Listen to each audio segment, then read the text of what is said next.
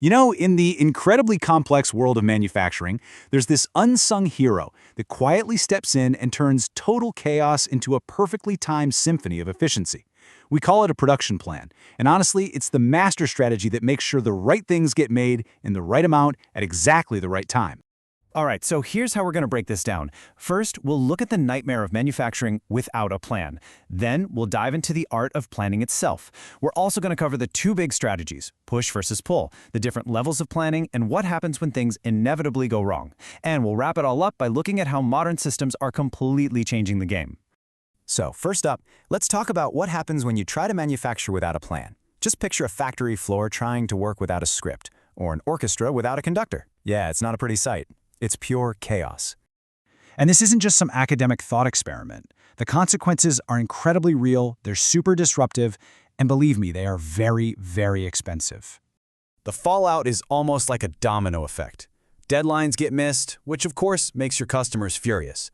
Costs just spiral out of control because you're wasting materials and time. Productivity tanks, and you're left with a business that's constantly just putting out fires instead of actually growing.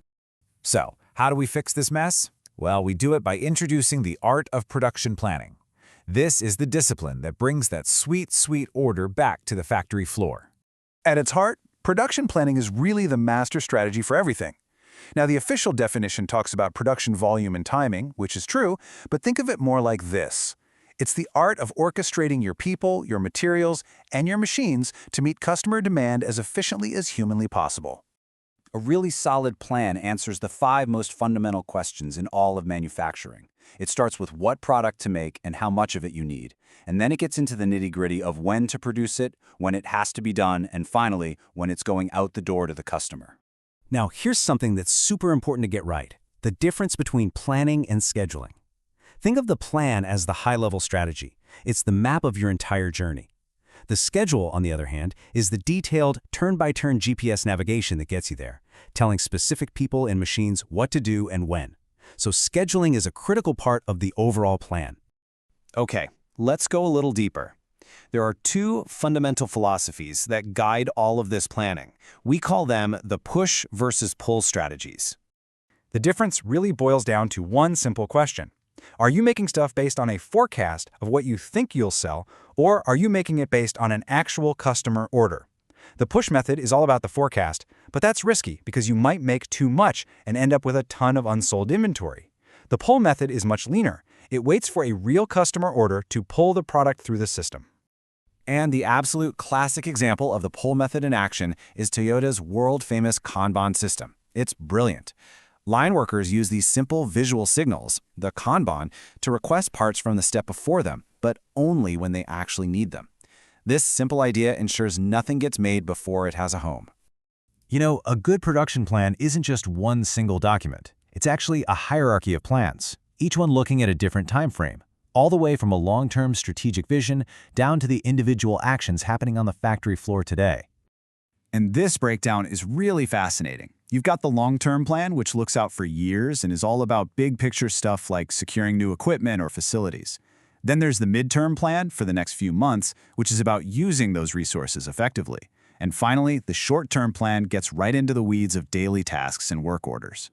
So within these plans, there are 2 main ways to schedule things. The first is called forward scheduling. It's pretty straightforward. You plug in a start date, and the plan calculates the absolute earliest date you can finish. It answers the question, if we start right now, when can we be done? And then you have the flip side, backward scheduling. This is absolutely critical when you have a deadline you just cannot miss. You start with the customer's delivery date and work backward to figure out the absolute latest moment you can start production without being late.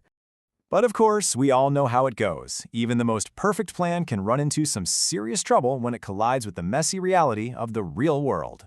And these are the usual suspects, right? Unrealistic goals that set you up for failure from day one. A critical machine suddenly breaks down. A customer calls and doubles their order out of the blue. A key supplier is late. Any one of these can just completely derail the entire plan. But there's this hidden risk that I find particularly dangerous. It's a Japanese concept called zokujinka. This is what happens when all the critical planning knowledge is trapped inside the head of one single expert. That person becomes a bottleneck. If they get sick or go on vacation, the whole system can just grind to a halt. It's a huge vulnerability. So with all these potential landmines, how do modern companies fight back against all this uncertainty and fragility?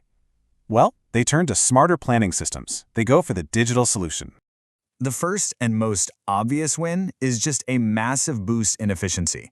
A modern system can automate these mind-bendingly complex calculations that used to take planners hours, if not days.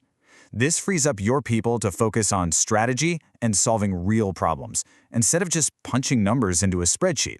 Second, these systems slash human error. By creating one single centralized source of real-time data, everyone from the shop floor to the CEO is working from the exact same playbook. You completely eliminate those black box information silos that always lead to costly mistakes.